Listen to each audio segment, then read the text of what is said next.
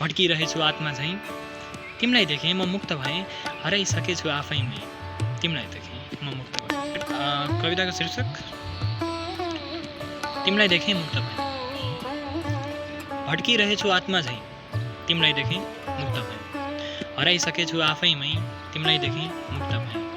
खोजिरहेछु बाटो हराएको बटुवा भएँ भुलिसके गन्तव्य म आफ्नै पतनको जिम्मेवार भएँ। सो यो थियो।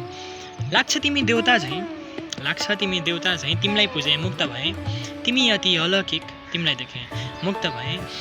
पतन पनि भएको होइन तर भन्छ कि अब यो पतन पनि होइन उसलाई यो उसको डाउनफल होइन उसले गर्दाखेरि भएको डाउनफल होइन किनकि he is playing with his thoughts. Okay तिमीलाई पतन पनि भएको होइन तर म आफैमा नै अधुरो भएँ म पतन पनि भएको होइन तर म आफैमा नै अधुरो भएँ।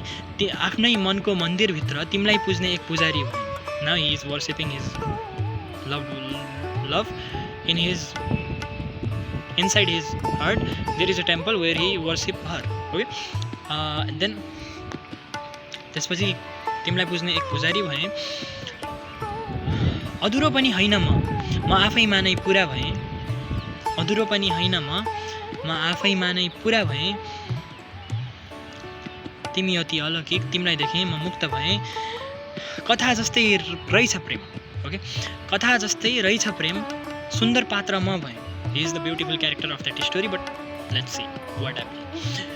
कथा जस्तै रहेछ प्रेम सुन्दर पात्र म भएँ। हरेक कथाको अन्त्य झैँ अन्त्य अब म पनि भएँ।